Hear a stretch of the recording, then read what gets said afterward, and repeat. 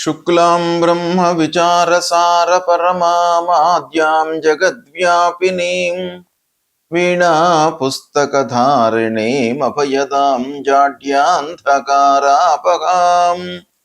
హస్తే స్ఫాటికమాలికాం విదదతీం పద్మాసనే సంస్థితాం వందే తాం పరమేశ్వరీం భగవతీం బుద్ధిప్రదాం శారదాం.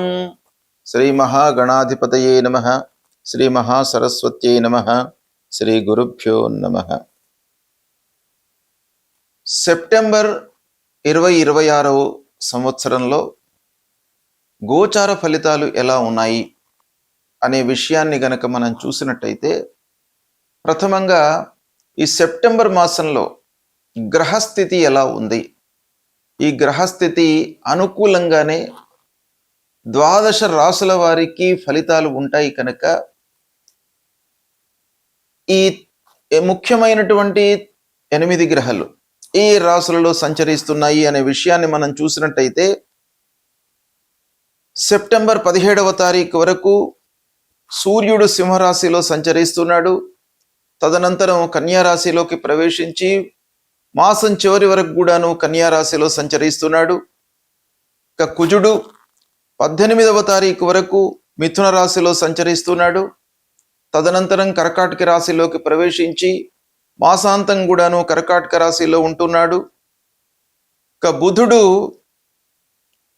7వ తారీఖు వరకు సింహరాశిలో సంచరిస్తున్నాడు.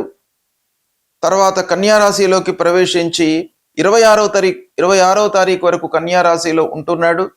26 తర్వాత మళ్ళీ తులారాశిలోకి ప్రవేశిస్తున్నాడు.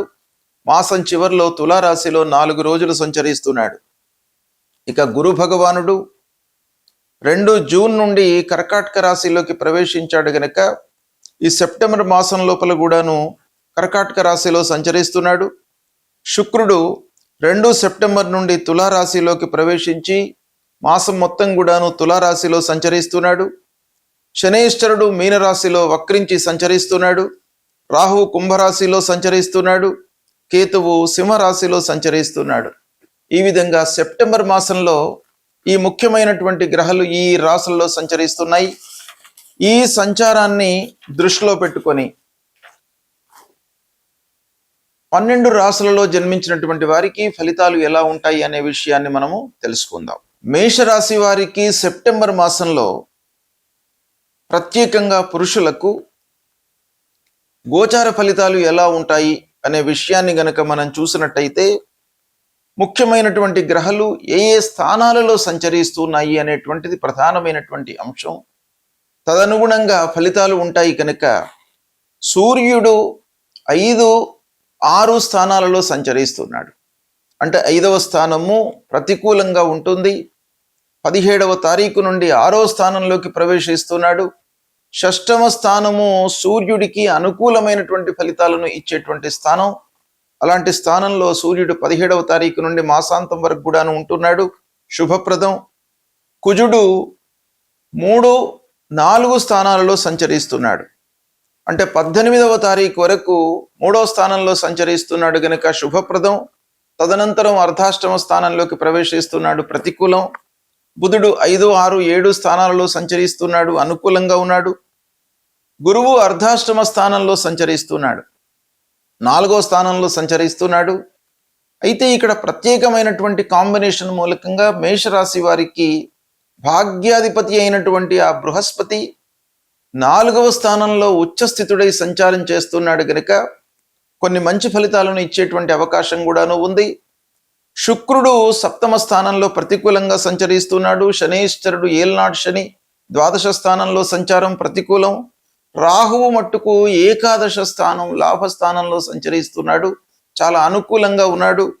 ఇక కేతువు 5వ స్థానంలో ఉన్నాడు, ప్రతికూలంగా ఉన్నాడు. ఈ స్థానాలలో ఈ ముఖ్యమైనటువంటి గ్రహాలు సంచరిస్తున్నాయి.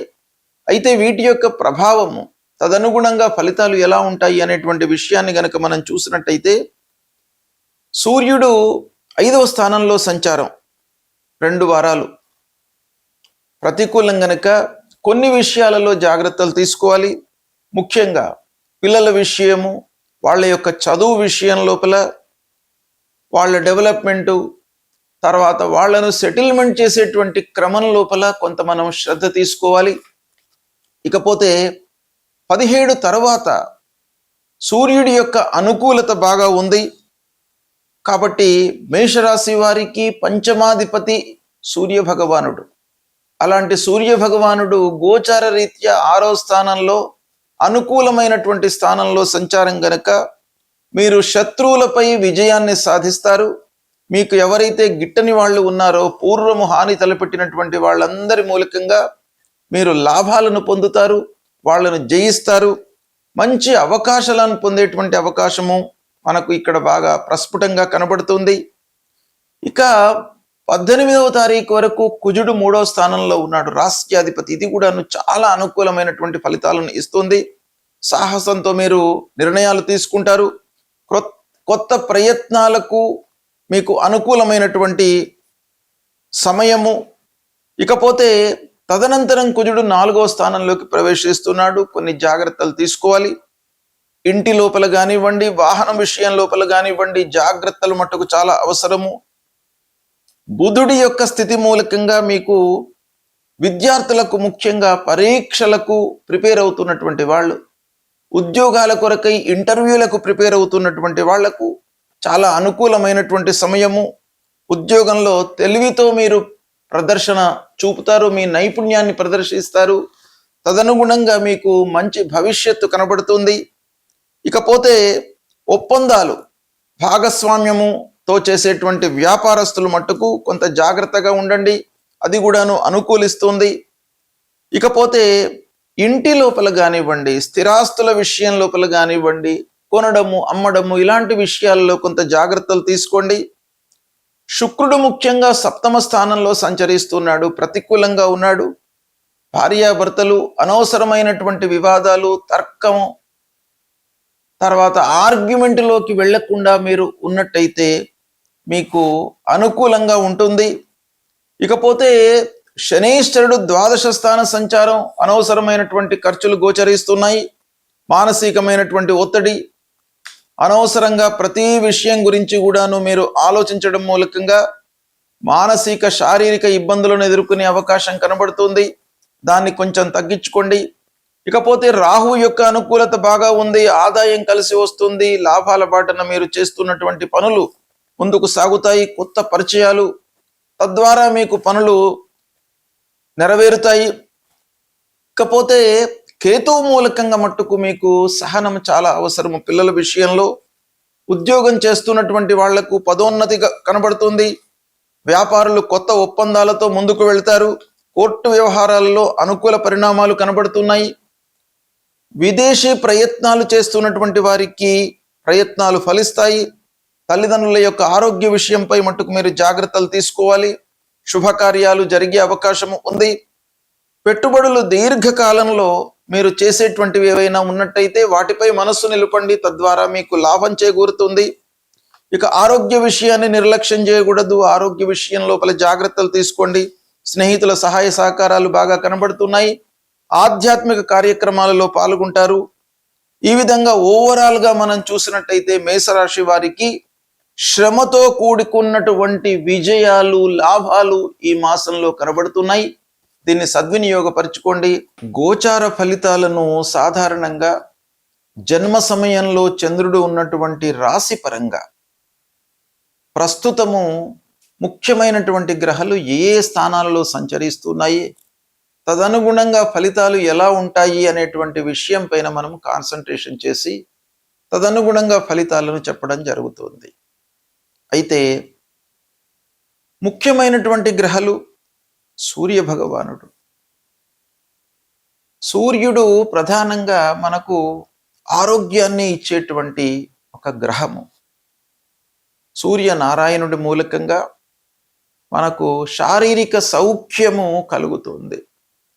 అలాంటి రవి రారాజు ప్రతికూలంగా ఉన్నప్పుడు సాధారణంగా ఆరోగ్యపరమైనటువంటి సమస్యలు తలెత్తుతాయి. దాన్ని నివారించుకోవడానికి ఆ సూర్యుడి యొక్క అనుకూలత, అనుగ్రహము మనకు కావాలి.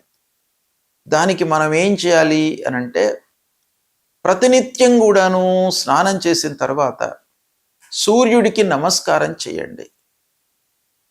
సూర్యుడికి కేవలం నమస్కారం చేయడం మూలకంగానే సూర్య భగవానుడు సంతృప్తి చెంది మనను అనుగ్రహిస్తాడు. నమస్కార ప్రియో భానుహు అని శాస్త్రం చెప్తోంది. కాబట్టి కేవలము మీరు సూర్యుడికి స్నానానంతరము 12 సార్లు సూర్య భగవానుడికి నమస్కారం చేసుకోండి, భూమికి నమస్కారం చేసుకోండి, మీకు ఆరోగ్యాన్ని ఇస్తాడు. అదేవిధంగా మూలమంత్రాన్ని జపించండి. మూలమంత్రం జపాకుసుమ సంకాశం కాశ్యపేయం మహద్యుతిం తమోరిం సర్వపాపఘ్నం ప్రణతోస్మి దివాకరం అనేటువంటి మూలమంత్రాన్ని ప్రతినిత్యం కూడాను జపించండి. 3 సార్లు సూర్య భగవానుడికి అర్ఘ్యప్రదానం చేయండి. అర్ఘ్యప్రదానం అంటే నీళ్లు వదలడం సూర్యుడికి. అది చేసినట్టయితే మీకు చాలా అనుకూలత కలుగుతుంది.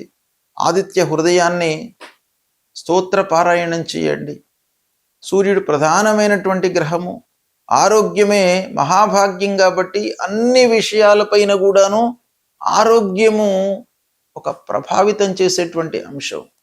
అన్నీ ఉన్నప్పటికీ ఆరోగ్యం మనకు సహకరించినట్టయితే వాటిని మనము అనుభవంలోకి తీసుకోలేము.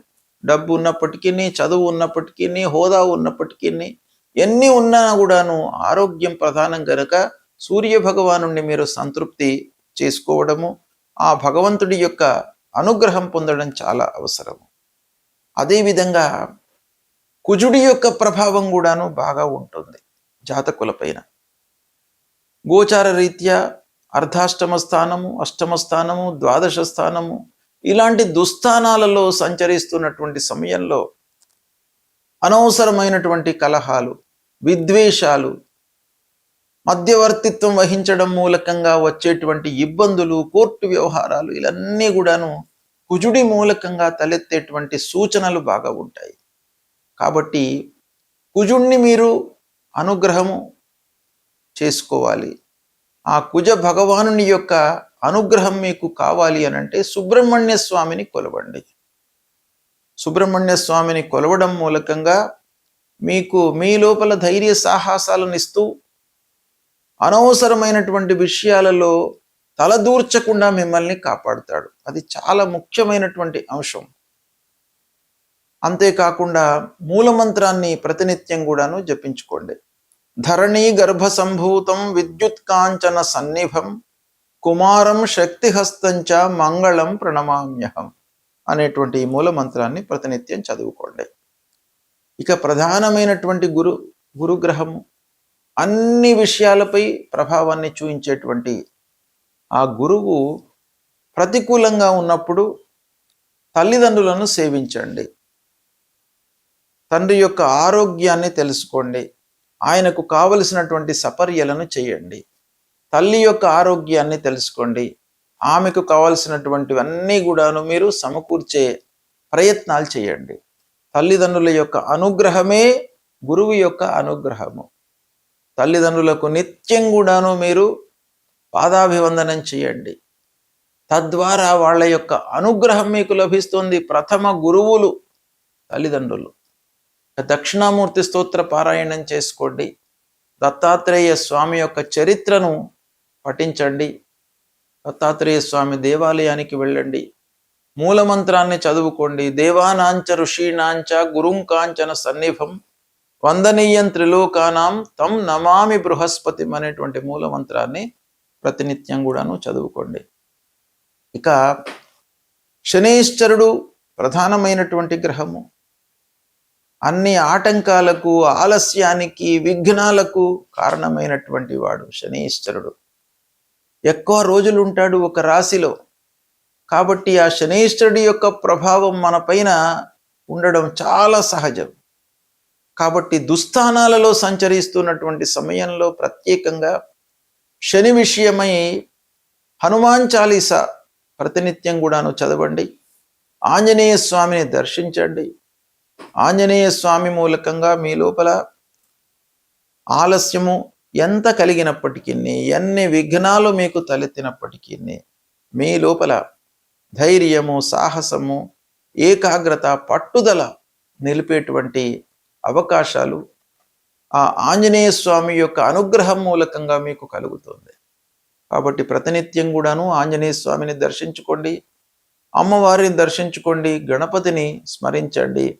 ఇవి చేసినట్టయితే మీకు గ్రహాల మూలకంగా ఉద్భవించేటువంటి దుష్ఫలితాలు అన్నీ కూడాను దూరమవుతాయి. భగవంతుడి యొక్క అనుగ్రహము, తల్లిదండ్రుల యొక్క అనుగ్రహం మూలకంగా మీకు మంచి ఫలితాలు ఉంటాయి. ఇవి ఆచరించండి. శుభం.